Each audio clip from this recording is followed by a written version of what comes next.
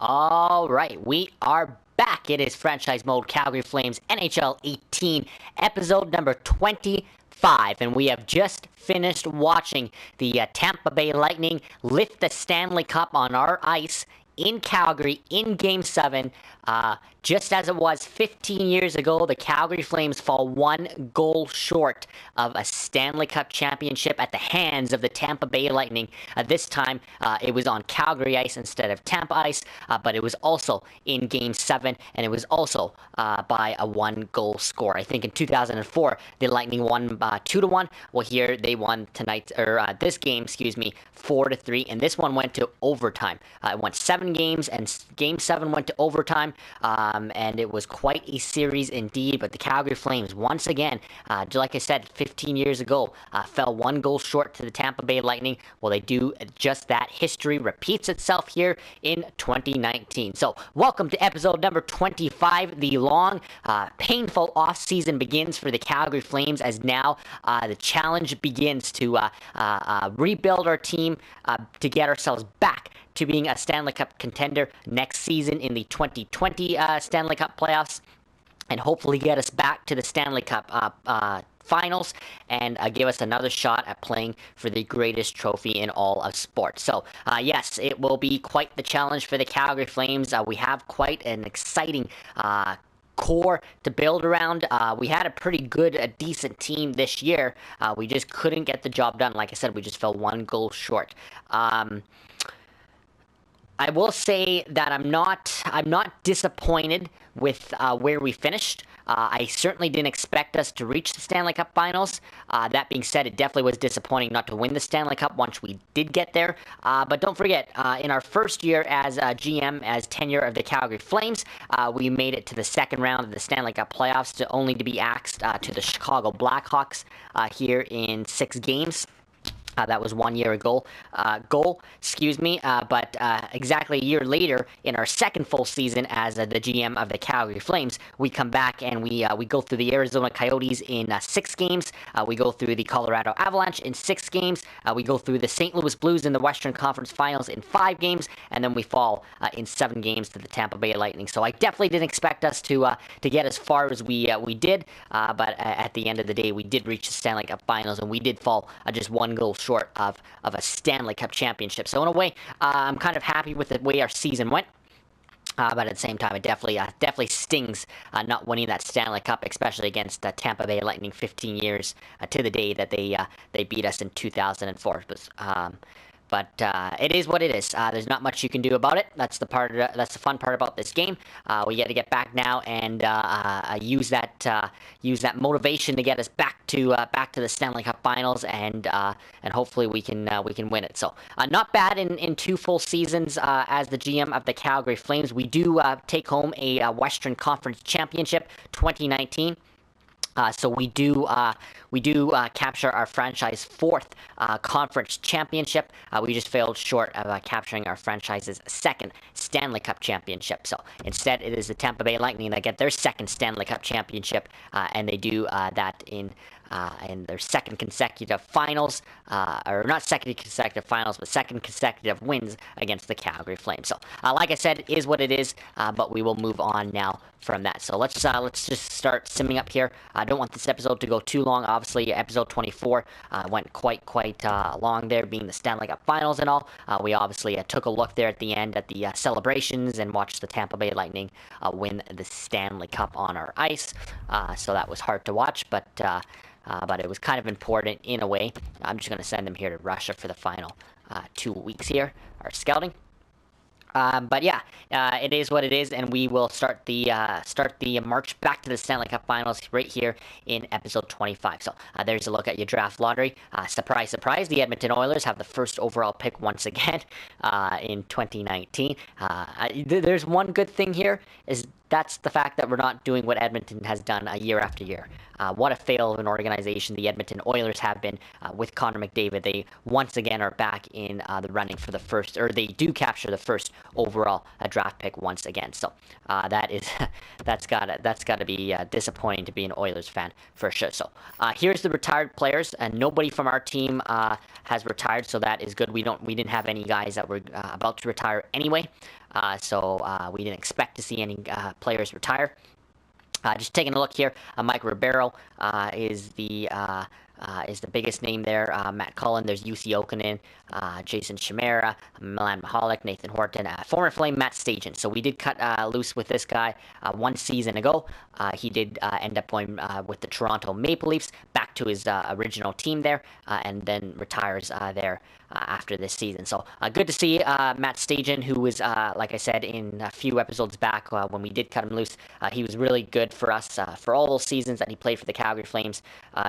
Came across in that Dion Phaneuf trade, obviously, and didn't look like he was going to be that number one center that I hoped he would have been when he was playing with Jerome McGinley, but he ended up being a very solid fourth line veteran centerman for us for so many years. So he definitely great to see Matt Stajan's historic career come to an end, and it comes to an end with exactly 1,003 games played. So he does hit the 1,000 game plateau there for Matt Stajan. So good to see one of the great guys in the game there for sure. All the best to Rajan Stajan, RJ Umberger, Johan Franzen. So just a lot of veterans here, just calling it a career. Rennie Bork, another Calgary Flame. So good to see there. But yeah, no Flames or no players from our team. Excuse me. Retired. We didn't expect that there would be anyway. So here we are. We are just a day away now from the entry draft, but I believe we have the opportunity now to look at awards. So do we get a look at the awards yet? So let's go to stats. Look at the yes, we do. So we'll get a chance to look at all of the awards. I'm not going to go in and look at our stats from the playoffs. We can pull that up individually when it comes to that time. But because we never did that after the last video, we'll look very quickly here at our team that made it to Game 7 of the Stanley Cup Finals. There you can see both Tavares and Gaudreau were our 1-2 punch all season long. Both finished with 21 points there in 24 games, as did Sean Monahan. Excuse me, sorry, I forgot about Monahan. So our three biggest players did end up leading us with 21 points. So that's what you like to see there out of our three biggest players. Brody and Hamilton, our top two defensemen, led us there with 14 points, 13 points for Tkachuk and for Leak. James Neal, who took that penalty at the end there in Game 7 in overtime. It was a 5-minute boarding major that ended up giving the Tampa Bay Lightning that 5-minute power play in overtime. If you didn't watch the last video, this is how it ended. It went to overtime. James Neal took a 5-minute penalty. It wasn't even really a good call. It was a pretty weak call, especially for Game 7 of the Stanley Cup Finals. It was probably a 2-minute boarding call at best. They gave him a 5-minute major and a game. He obviously got kicked out. Tampa went to a 5-minute power play in overtime. They carried that power play, into overtime, and Nikita Kucherov scored on a one-timer to give the Tampa Bay Lightning the Stanley Cup. So if you didn't watch the last video, that's just a quick summary of how it ended there in Game 7. It was a pretty even series other than that until that end there. So Sam Bennett, 10 points. Chris Versteeg, 10 points. And then you can see down here, 7 points for Versteeg, Jankowski, Giordano, and down there. The depth did come through for us in the Stanley Cup playoffs. I was a little bit surprised in the finals, because in the rest of the playoffs, our depth was a huge concern. In fact, we went out at trade deadline, if you'll remember from a few episodes back, and tried to acquire Rick Nash to help our depth. We got screwed over by a glitch, but at the end of the day, our depth ended up coming through. Guys like Michael Furlan, Dmitry Yaskin, Cedric Parquet, names like that, Chris Versteeg, these guys started coming through for us as the Stanley Cup Finals went on. Through the rest of the playoffs, it was a little they did okay, but it wasn't as good as we could have hoped. But our depth ended up not being as big of a weakness as we had thought. Just taking a look here at Craig Anderson, who we went out at the deadline and acquired. 24 games there in the playoffs for us. Led us with 15, 7, and 2 with a 9-1-10 save percentage, 273 goals against. Not bad. Mike Smith came in 3 games with a 950 save percentage. But you can see we were... why is Mike Smith an 89? That doesn't even make sense. What? Like, what? So there's something wrong here, because Mike Smith is... was an 83, and for some reason he's an 89. You can see Craig Anderson has dropped. When we acquired him, he was an 87, and he has now dropped to an 85. But Mike Smith, like what am I seeing here? So there's obviously a glitch right here. He is not an 89. Do not take that for as it is there. He was in 83 all of this actually, he was in 82, wasn't he? He was in 82 all season long. He's really dropped off. That's the reason we went and got Anderson. So he's still probably in 82. I don't know why they're saying he's in 89. But could you imagine if Mike Smith just turned into an 89 going into next season? His contract is up, however, I will say, at the end of this season. So we will not be renewing Mike Smith, as he is in 82, not in 89. And we have a big decision ahead of us. Do we keep Craig Anderson? Do we go after the guy that we were trying to get at trade deadline before he won a Stanley Cup with Tampa, and that was Andrei Vasilevsky, because they went out and got John Gibson, who eventually led them to the championship and won the Conn Smythe. So, I mean, we have options, but that will be something to address when we get to free agency and when we get to the trade period. So let's quickly look at the awards. Excuse me, that's what we were supposed to do. I just wanted to quickly look at our team stats there from the playoffs, because we didn't really do any breaking down after the last video. It was so long, and we didn't really take the time to break down our team, but we don't really need to. Like I said, we made it to the Stanley Cup Finals, so there's not much to break down there. Our team is pretty damn solid this season. We did, like I said, we did fail to win the Stanley Cup, but we brought home a conference championship. We were the runner-up for the Stanley Cup. Like, that's a pretty damn good season. There's not many other teams that can say they did that. So we really did accomplish a lot more than we were expected to this season. So I'm definitely happy with, at the end, when you look at it as a whole, with how we finished the season. So, yeah, so let's look at the awards here. Stanley Cup, obviously, Tampa Bay Lightning. We don't need to look at that. President's Trophy. The Toronto Maple Leafs back-to-back seasons won the President's Trophy. There we are. Clarence S. Campbell Bowl Trophy. That is our 4th in franchise history. Good to see us win our 4th Western Conference title. And, of course, the Prince of Wales goes to the Tampa Bay Lightning. When it comes to the awards, Art Ross goes to Steven Stamkos. He leads the way in that category in terms of points. Hart Memorial Trophy, also Steven Stamkos, no surprise. James Norris Trophy. Roman Josi wins his first Norris of his career. Good to see that. Lady Byng Trophy goes to Vladimir Tarasenko. So after Gaudreau and McDavid won it back-to-back years, it goes to St. Louis's Vladimir Tarasenko, who we faced in the Western Conference Finals. Calder goes to Dickinson.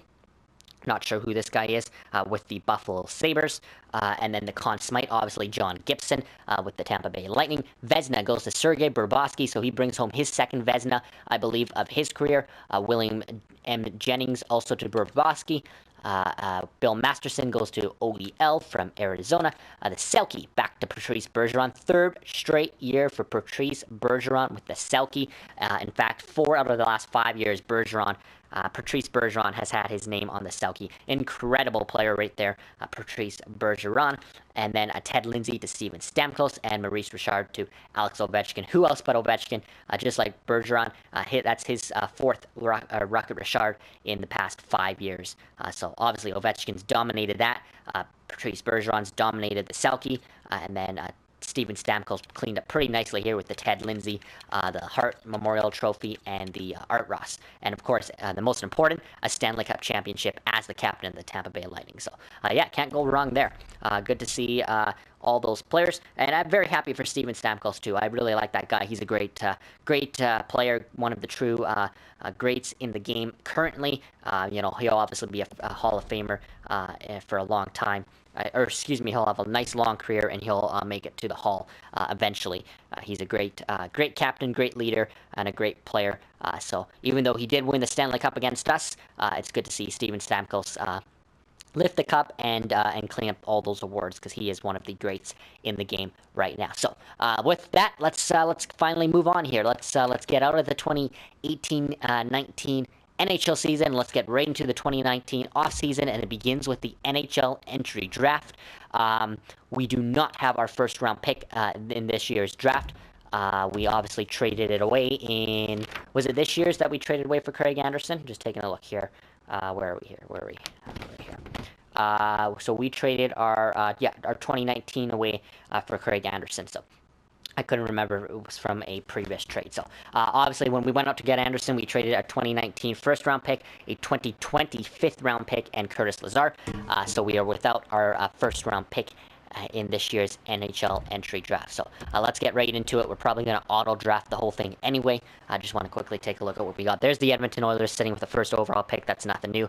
But I just want to go in here and look at our drafting because I completely forget what we were here with. Okay, so yeah, so we don't pick till the third round. That's what I figured.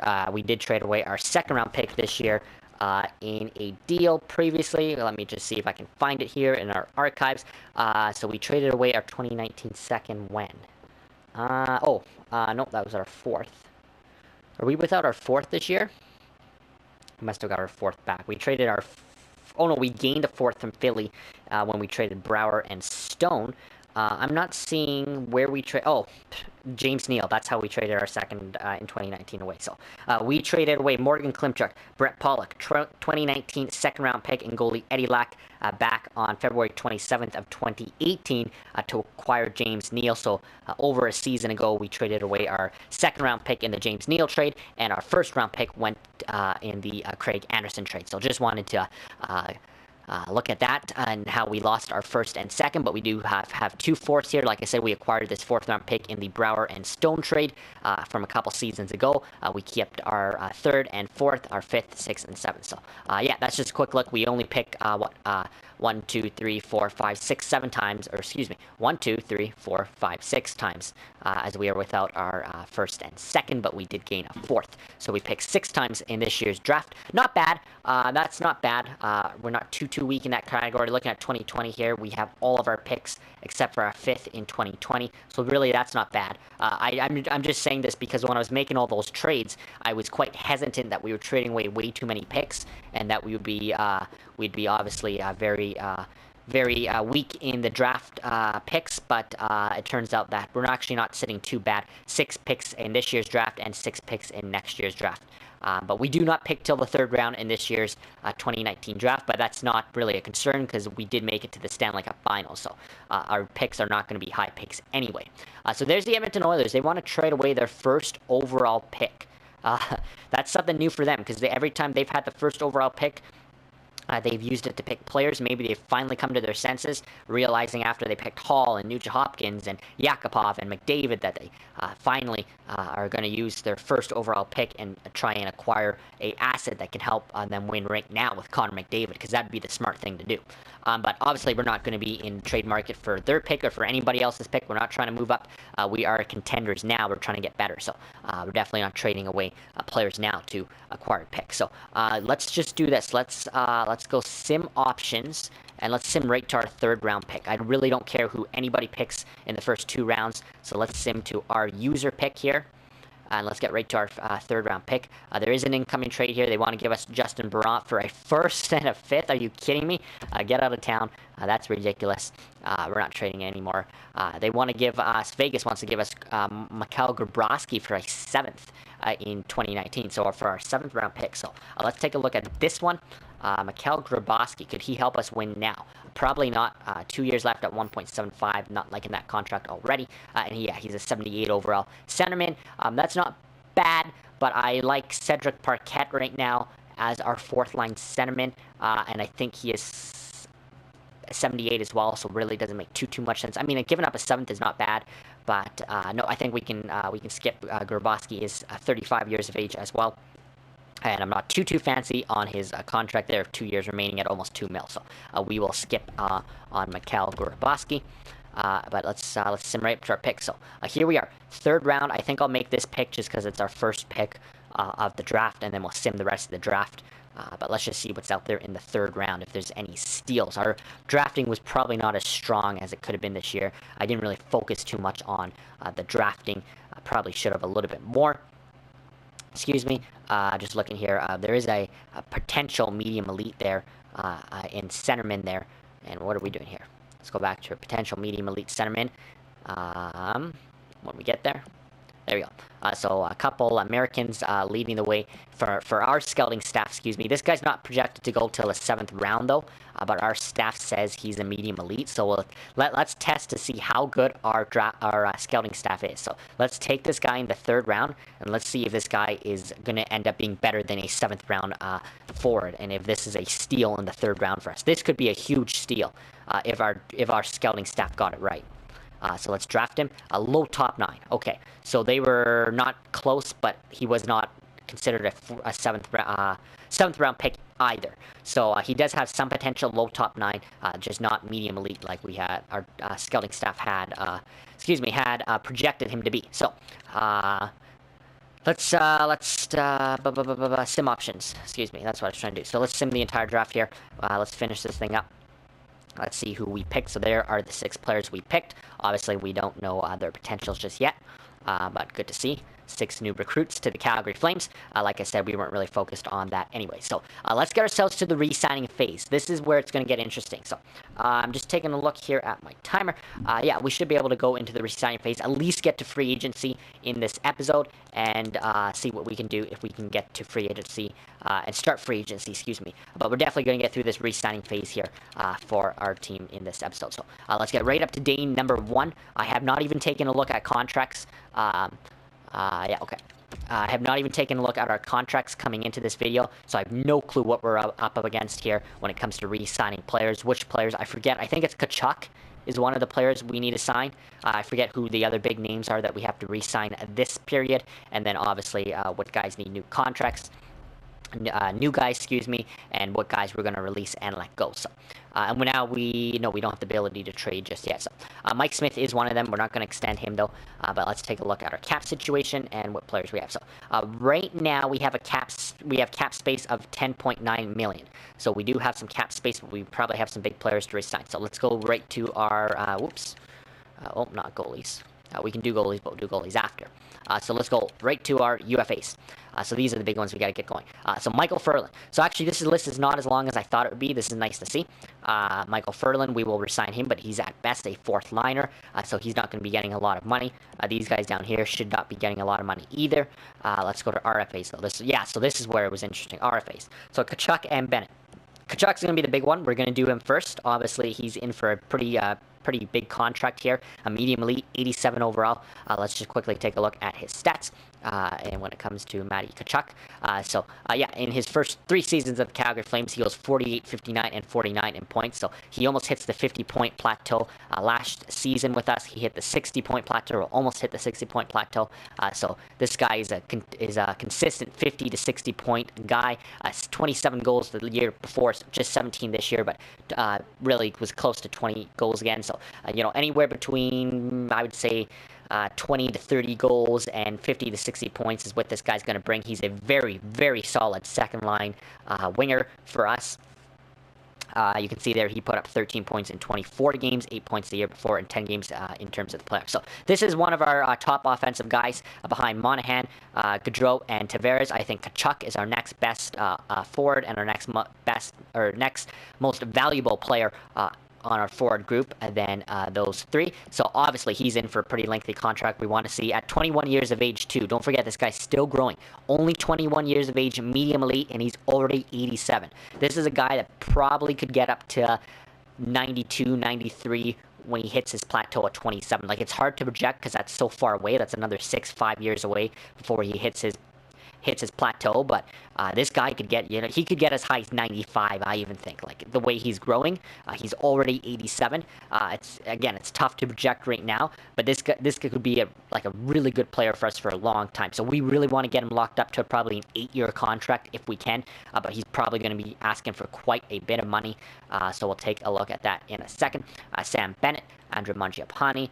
So we definitely want to sign all these guys. Cedric Parquet. These guys are in depth rows for us. Rasmus Anderson could be a steal for us if he would grow. He's still only 76 overall. He has to take the jump this season. 22 years of age. I have to see this guy get into the top 10 because I want him to factor into our defense. I'll give him top 4 minutes, but he has to be in the 80s by next season. I'll definitely give him the top 4 minutes and drop Hamnick down, because I believe he's a right-shot defenseman. So I'll play him with TJ Brody, but he needs to grow. Like, we can't have a 76 on our second pairing and try and compete for the Stanley Cup. So he has to be in the 80s at least. and hopefully he'll continue to grow. So this list is not as long as I thought. That's not too bad. Tkachuk and Bennett really the only big players. Mangiapane, Parquet, and Anderson in depth rows. And the UFA list was not long there. Just Michael Furlan really. The rest are all in depth rows as well. So that's not too bad. And then when we come to unsigned, we got all of our draft picks that we just acquired. So let's see who's got the best potential. That's that third round guy that we picked there. So we'll definitely get some of these guys signed as well if we can, if we have the cap space. We're not in a rush for them. Let's take a look at goaltenders. Let's go RFAs here. Nothing in the RFAs and UFAs. It's just Mike Smith. So we will let Mike Smith. Why are they still listing him at an 89? This does not make sense to me. Like, there is something wrong here. I'm not sure what's happening right now because he's not in 89. If he was in 89, I'd bring him back next season, hands down. But he's not in 89. He's like 37 years of age. This is not possible. He was in 82. There's something wrong here. And this is what I hate about the fucking game. Like, why are you doing this? Because I'm going to let this guy go thinking he's still in 82. But what happens if the game just glitched out and makes him an 89 going into next season? And I could have kept Mike Smith at an 89. I wonder if he's still backup material. I wonder if we bring him back as a backup. And because, even if he is an 82, that's still pretty good backup material. He was a pretty solid backup behind Craig Anderson. And we still have to make the decision on whether we want to bring Craig Anderson back. He is under contract, but do we want to bring him back or do we want to try and trade him for a better goalie? Because Anderson's now dropped down to an 85. And I expected that. When we went out to trade him there at the trade deadline, I knew at 38 years of age that Craig Anderson was not going to be in 87 going into next season. It was completely a rental deal for Craig Anderson at 87. We gave up a first and a fifth in Lazard, but it was completely a rental trade, and it ended up being a good trade for us because it almost won us the Stanley Cup. Like, we were one goal away from the Stanley Cup, so it almost paid off completely. But I wonder if we don't bring Anderson back. We maybe put him in a massive trade. I still want to take a look at Andrei Vasilevsky. That might be a far stretch now. We did everything we could to try and bring in Vasilevsky before the trade deadline. I still think he is one of our best options, but we'll do that come free agency. Probably not this episode. We'll take a look at our goaltending situation later. But I wonder if we bring Mike Smith back in a backup role. Let's just see what he's asking for here. So let's go offer contract. Oh, he wants quite a bit. So he's asking for $5.8 million for 4 years. So I'm not bringing him back on that. Yeah, I'm not even going to offer him a contract because that's insane. And especially if he does go back to an 82, 83 like he was. He's not an 89. So we'll let him go to free agency. But, yeah. So that is just a look at that. So what I want to do here is just look at our contracts quickly. Can we do that? List all contracts. Yes, we can. I just want to look at our highest paid player. So obviously it's John Tavares, but I just want to see here because I'm trying to get a gauge for what we should offer Matthew Tkachuk because that's going to be the first one we get done. So here's John Tavares. Like I said, Tkachuk probably comes in this category after Sean Monahan right here. Giordano's up there because he's highly paid and he was under contract. He's got 3 more seasons there. You can see at 6.75. So that's quite a contract for Mark Giordano, who is still an 86, so that's pretty good. 35 years of age, still an 86. He's still a top 4 defenseman. He's still on our top pairing with Dougie Hamilton. If he stays at an 86, I'm fine with paying him 6.75 for the next 3 years. But I can definitely bet you that he's starting to. I mean, we've already seen him start to drop off this past season. I can bet you he drops significantly more in these next 3 years. It's probably in these final 2 seasons that we look to trade Mark Giordano if we do. But it's going to be hard to do at that contract. But just looking here, so like I said, John Tavares, Johnny Gaudreau, Sean Monahan, those are our 3 best players. Behind them comes Matthew Tkachuk. He's probably our 4th best player on the team. So he's probably going to be looking for something around what Gaudreau and Monahan are getting. So Monahan obviously is at $6.3 million. Gaudreau is at 6.7. I wonder if, because he's only 21 years of age, Tkachuk is, I wonder if he has to get something closer to what, like he's going to be asking for a lot. I haven't even seen what he's asking for. But what I'm saying here, the reason I'm looking at this is I don't want to give him more than what Gaudreau's getting. I'm kind of doing that Brad Treliving thing where, he wouldn't give Gaudreau more than Giordano when Gaudreau signed his contract. he didn't want to go higher than 6.7. And until John Tavares, nobody on this team for a long time was getting more than 6.7 million a year.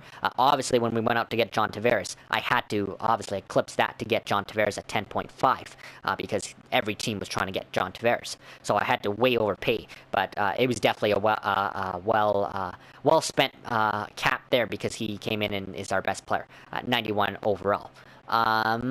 Just trying to think here. So I want to give Tkachuk probably something around what Gaudreau's getting.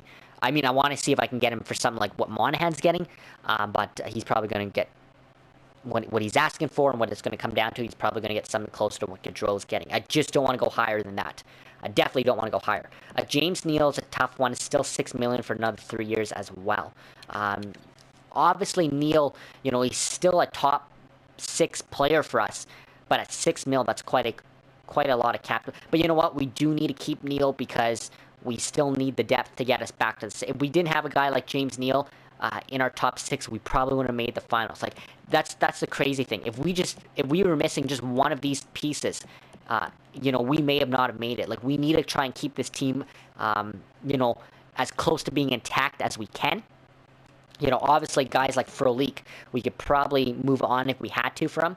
But it's these top guys. We have to keep our top guys together because they did get us to Game 7 of the Stanley Cup Finals. We have to get back there. Mark Jankowski is an RFA as well, so that'll be an interesting one. Okay, so I was just taking a look there at our top players, just to see what they're getting. So now we have kind of a gauge of what Matthew Tkachuk should get here. So, let's get right into it. Let me just get a drink here.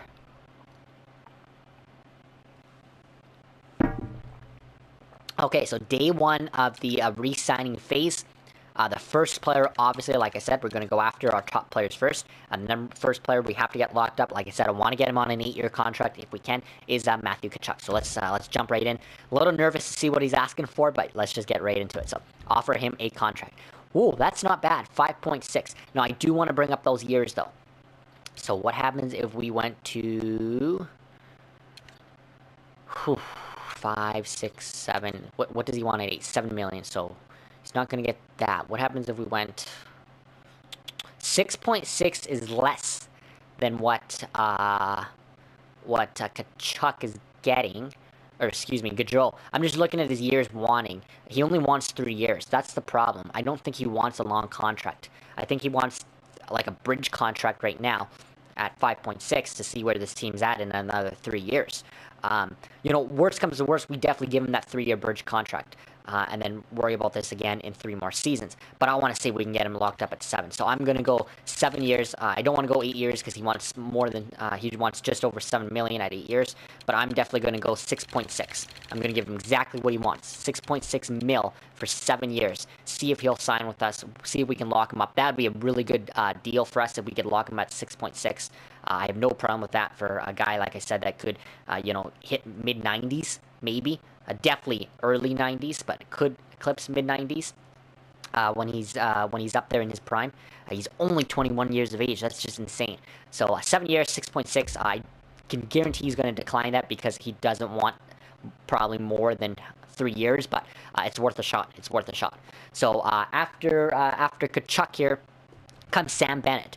And now this is an interesting one. Sam Bennett is definitely an interesting one for us because this guy he's low elite. We know what has happened with Bennett since he's come into the NHL. He is definitely not panned out to be that 4th overall pick that he was projected to be. A lot of guys thought he'd be where Monahan is now by 23 years of age, but he is not. But this season, he was so important for us, and he grew to an 84. I think he was like an 82 this season, and once the playoffs started and into the playoffs, he became an 84. But that's also because we stuck him up with Gaudreau and Tavares. Like, he was a huge player for us this season. So this is an interesting one. His potential would suggest that we don't pay him a lot, but his performance would suggest that he should be paid like a top 6 player. Obviously, I don't want to pay him a lot because I'm going to be paying Tkachuk a lot, and we've got a lot of high-paid players on our team now, and we really have to watch our cap space. But they've listed him as a second-line forward. That's not going to help us either. That fact that he's listed as a second-line forward.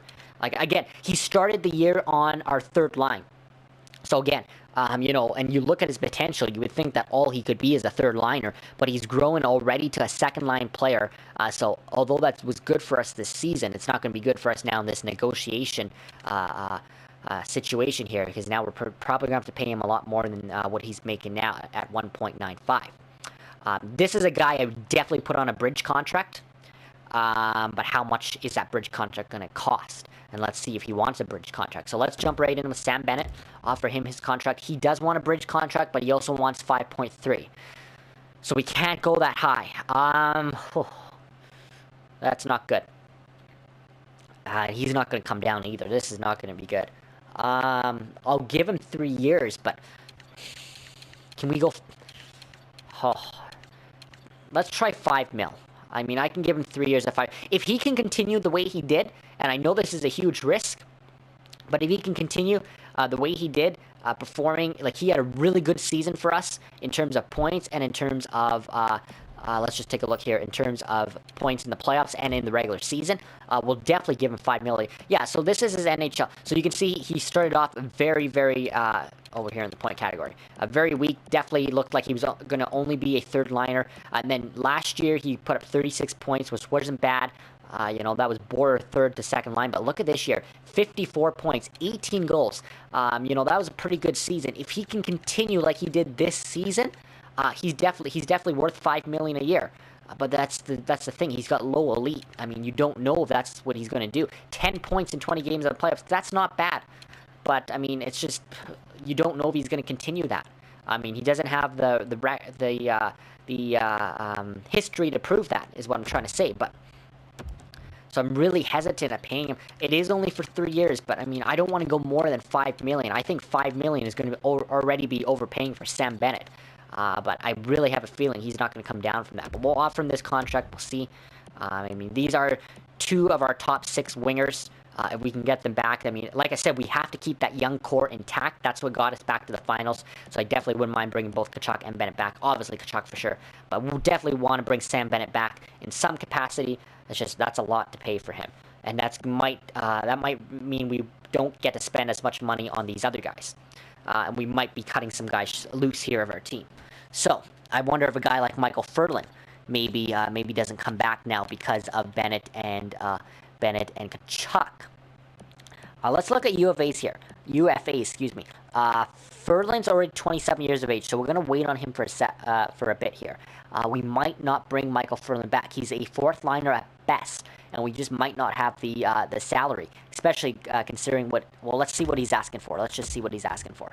So he's asking for 2 years at 1.5. That's not bad, but that is kind of a lot to pay for a 4th liner. If I could get him under $1 million, that would have been nice. But let's leave him to the end. Pulkkinen and Pribble we can definitely leave for now as well. Let's see what Spencer Fu wants. 25 years of age, I can definitely do that. 9.5K for Spencer Fu for 1 year. We'll bring him back. But we'll wait on those other UFAs. When it comes to the RFAs, who else do we want to get locked up here? Mangiapane, Cedric Parquet, Rasmus Anderson. I think Anderson's going to be a huge factor for us. So I'm going to try and lock him up now. Let's see what he wants. He wants 2 years at 1.1. It says so. He also wants a bridge contract, and he doesn't want a lot. So I can probably do that for Rasmus Anderson. Again, I will put him in our top 4 this season if he hits 80 to start the regular season. If not, I'll definitely continue to put him in our top 6. He had a fantastic regular season for us, a really bad playoffs, but a fantastic regular season on that 3rd pairing. But I am ready to take Rasmus Anderson to take the jump because he's our top prospect defenseman that is ready to play now. We still have Juuso Välimäki in the system, but I don't think Välimäki's close to being ready just yet. Anderson has been ready now for a couple seasons, but I think he's now ready to go into our top 4. I mean, this is a guy that definitely should be a top 4 defenseman for us. Is projected to be a top 4 defenseman. You can see there, medium top 4 potential. So he's supposed to be a top 4 defenseman. He's only 22 years of age, but he wants a bridge contract. Let's give him that contract of what he wants there. That's not a hard one to do at all. Let's now try Andrew Mangiapane. So yeah, he also wants just a 1-year deal. I have no problem with this because these are guys that are just testing. Like, we don't know what they're going to be in a year's time, so I have no problem with going 1 year, 2 years with these guys, especially if they only want under $1 million. Like $925K, that's not bad. Mangiapane was our top prospect and our top player in the AHL all season long. I think he's going to make the jump. He just missed our NHL team last season by just this much. He just missed by that much, excuse me. But I think this year he definitely locks and makes a spot on the NHL roster, especially if that 77 goes up before training camp. If that 77 goes up to an 80, he's on our roster for sure. But I think he makes it anyway. Like I said, he just missed last year, but he had another solid season in Stockton. So we'll give him what he wants there, 1 year deal. But let's take a look. Let's take a look here at his stats because what am I doing here? Okay, here. That's what I want. Come on, go back. That was in the AHL players. But here, look at here, 76 points for us this year in the AHL. 74 the year before. Like that's fantastic numbers for the American Hockey League. Back-to-back 24-goal seasons. But look at that assist category: 50 assists, then 52 assists, back-to-back 50 assist seasons, back-to-back 70-point plateaus. Like he is a really good player for us down there in the AHL. Can he translate that now into the NHL? I definitely think he can. You can see there 18 points in 18 games in the playoffs last year. We did have to bring him into the NHL playoffs this year. That was this year in the AHL. 18 points in 18 games he played this year in the AHL. We did call him up to the NHL when Sam Bennett got injured there in the Stanley Cup Finals. He did play the final 4 games of the Stanley Cup Finals with us. Obviously, though, he was on a fourth-line role, so he didn't put up any points. But I think he can make the jump. So definitely bring back Andre Mangiapane.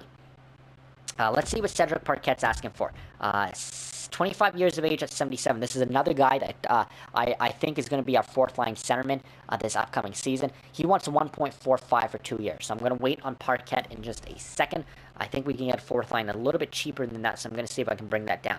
But let's do this. Let's advance the day, and let's see if we can... or if those guys, all those guys that we just tried to extend, accept our offers. I pray they do. The biggest one I'm worried about is Sam Bennett and kind of Matthew Tkachuk, because I know Tkachuk doesn't want a 7-year contract, and I know Bennett wants more than $5 million a season. But I really need those guys to accept the contracts that we just offered them. We have to bring these guys back at a reasonable contract, and I have to lock up Tkachuk long term. So let's advance today here. Let's just see what it is. I'm already expecting it will be rejected, and there it is. Sam Bennett has rejected our offer. He's interested in extension, but he's going to reject the dollar value. He's not getting enough money for what he feels he is worth. So yeah, he wants 5.2 million or 5.3, and I offered him 5 million. Like I said, he's probably only going to take that 5.3 million. We only came down by 0.3 million, and he's already rejecting that. So we're probably not going to get Bennett for much cheaper than what he wants. That's going to be tough. We're going to definitely take a risk with bringing him back, but I think it's going to happen. So let's move on from him. Matthew Tkachuk has accepted his offer. That is huge. So he has decided to renew his contract. He is going to get his $6.6 million. So we're giving him what he wanted, but he only wanted 3 years. We've locked him up for 7 more frickin' years. Yes. At 21 years of age, Matthew Tkachuk. Like, he's already in 87. That is huge for us. Andre Mangiapane has decided to come back. No surprise there. He has decided to renew his contract on that 1-year deal that he wanted. Rasmus Anderson is also accepted, so that is huge for us. We gave him what he wanted. Spencer Fu also gave him what he wanted. So that's good. Everybody accepted except for Sam Bennett. I definitely...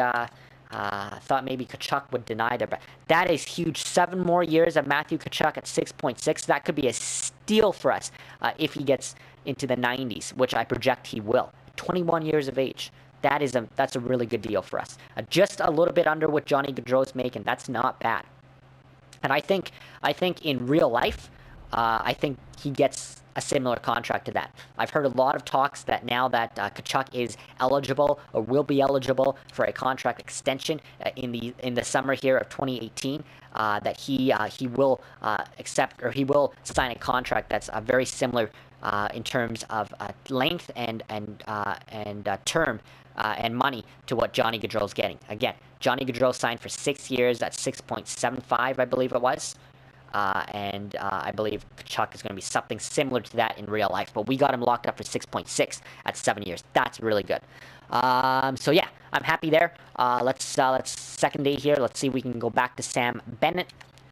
What are we working at with cap space now? So we've only got $5 million in cap space. Okay, so here we go. I wasn't even paying attention to that. So with spending 6.6 there on Tkachuk, we only have $5 million left, which obviously would only get us Sam Bennett. Just trying to think here. Yeah, so we're not bringing back Furland. I think we're gonna move on from Parquet as well. So let's go like this for a second here. Yeah, so obviously we're gonna have to move in from all these guys as well. So Daniel Pribble, we will release you. Timo Pulkkinen, we will release you. Michael Furland, we're likely to release you.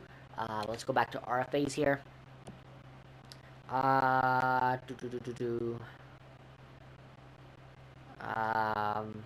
this is tough. Let's tender an offer. Let's qualify. Excuse me, that's what I meant to say. Qualify Cedric Parquet.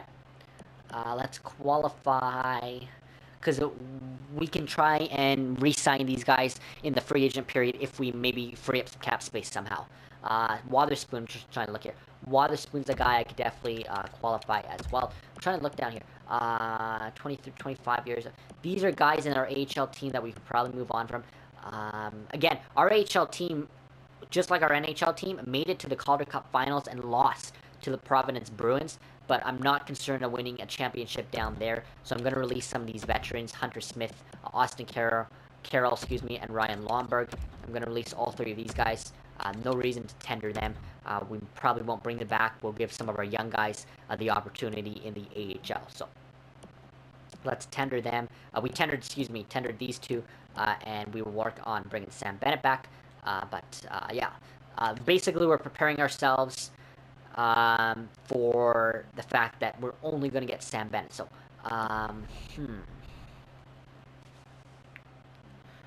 why do we only have 4.8 now in cap space? We tendered guys that shouldn't take up cap. Oh, this is not good, because now Bennett's not going to, we're going to have to tender Sam Bennett too, because now we have under $5 million. So let's try, this is what we'll do. Let's try going back to RFA here. Let's go back to Sam Bennett, offer contract. We can only offer him 4.8. He's obviously going to deny that, so we'll try offering him one more time. But we're going to have to qualify, tender an offer to Sam Bennett. So, Mike Smith. So this is the crazy one. He is not an 89. I am not bringing him back for what he was asking, for $5 million a season, because I think he's only an 82 or 83 at best. Even if he starts the season at 89, I do not believe he'll stay at 89. I think he'll significantly drop back to... Like I said, he was an 82 going into the season. He stayed in 82 all season long. There's no way on hell this guy's just jumped to an 89. I believe this is a glitch. If he stays in 89, we obviously want him back, but I just don't think he's going to. I even think even if he starts the season in 89, for whatever team he plays for, I don't think he'll stay in 89. So this will be something interesting to watch, because I believe this is just a glitch. But we have to release him. We just don't have the money to bring him back at $5 million a season. Not that I would want to anyway, because I don't believe he's going to stay there. So we'll release Mike Smith, and we'll completely move on here. So that does it for the re-signing phase here. Let's just see, how long is this episode going right now?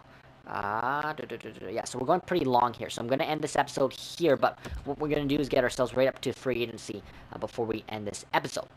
So obviously, we are going to have to tender Sam Bennett. So let's go right up to the day before free agency.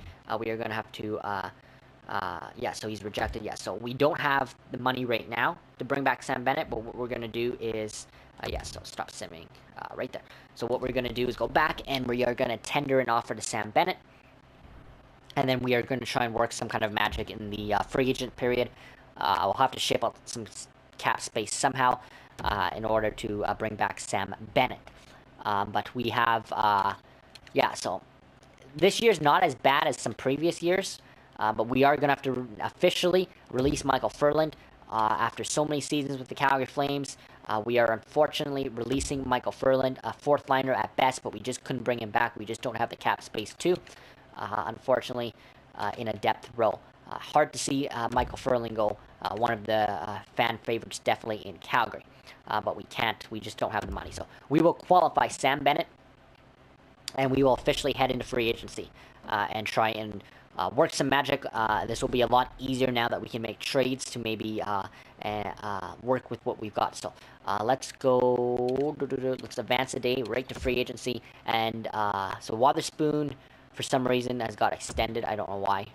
We apparently our auto sign has just offered him a contract and he accepted it. So let's go right into free agency here. And then, like I said, we'll end this episode here. And then we'll start the next episode, episode 26, with free agency. But we're just going to end this episode, we're just going to take a quick look here at who is on the market. So let's see who has hit the 2019 free agent market. Drew Doughty. There it is. That's by no surprise because we knew that the LA Kings were shopping him all season long, indicating that he did not want to resign in Los Angeles. But Drew Doughty has hit the free agency market, 92 overall. One of the top defensemen in the league at 29 years of age. Some team is going to overpay, but probably pay. Like this is John Tavares from the year before. So last year we signed John Tavares on free agency. He was the biggest fish by far. Now it's Drew Doughty. Somebody will sign him, but it won't be us because we definitely don't have the space. One, two, we don't need Drew Doughty. But nice to see Doughty there. Pacioretty is up there at one. We can't go after Pacioretty. I was going to say, I wonder if we can try and land Pacioretty, a top winger for us, but we can't. He's an 88, that'd be perfect, but at $7 million a season, that's not going to happen. Even Terry Panarin, love to bring this guy in, but again, we can't. Blake Wheeler, I mean, can you imagine Wheeler with Gaudreau and Tavares? Oh my God, I want Blake Wheeler, but he wants 6. Ooh, I wonder if we pass on Sam Bennett, who's down here, who we've tendered, and I wonder if we go after Blake, because look at, again, this will happen in the next episode. Mitch Marner. I skipped over Mitch Marner. Okay, so we have options here. Instead of bringing back Sam Bennett as our top line right winger, do we go after Blake Wheeler? Do we go after Mitch Marner, who are natural right wingers? I think we've got options because we're going to be paying Bennett $5 million plus anyway. Do we do that with Mitch Marner for 5.7, or do we do that with Wheeler for 6? We're going to have to free up cap space somehow, but I wonder if we maybe we pass on Sam Bennett and try and bring one of these guys back. But that will be interesting. It's going to be a very interesting episode. After Bennett, it kind of drops off. There's not too many top guys out there. Who's the other team that's interested in Bennett? Just want to look here off a contract. Philly. Philly is also interested in Sam Bennett. So he is an RFA. Mitch Marner is an RFA too. So shit. Okay, so that's probably not going to work. Toronto is going to probably bring him back. I thought he was a UFA, but Blake Wheeler's a UFA. So anyways, we do have options when it comes to the free agency market. Just trying to think here. We're going to end this episode here because it's gone pretty long. But we do have options. It's going to be an interesting episode number 26 because we are going to have to, we're going to take a look at our team. We're going to take a look at what we got in terms of lineups. I'm going to do a draft lineup now to see what we got, what we're missing, what spots we need to fill. That's what I'm trying to say. What spots we need to fill, and then we will start episode 26 with. There'll probably be some trades in there, some big signings. Like we got to find a way to build this team back to being a Stanley Cup contender. Like I said, we want to keep as many pieces together as we can. But I think for cap reasons that might not happen. And second of all, we're going to have to find a way to fill the holes that we lost. Like, I think we're still looking for a number one goalie, depending on what we decide to do with Craig Anderson. I'm going to give that some thought. I wonder if we don't bring back Sam Bennett, but we bring back a different number one winger to play with Gaudreau and Tavares. I mean, we've got a lot of decisions to make here. Does Neil come back with Monahan and Tkachuk? Like, a lot of decisions. And then we've got to really address our depth, because I think our depth was lacking all season long. We've obviously released Michael Furlan, but is there some better depth players out there that we can get for a cheaper option that we can bring in? It's going to be a pretty big episode in episode 26, so stay tuned because that's going to be a fun one. But we wrap up episode 25 here at Free Agency. Calgary Flames are currently in the 2019 off-season looking to get back to the Stanley Cup Finals.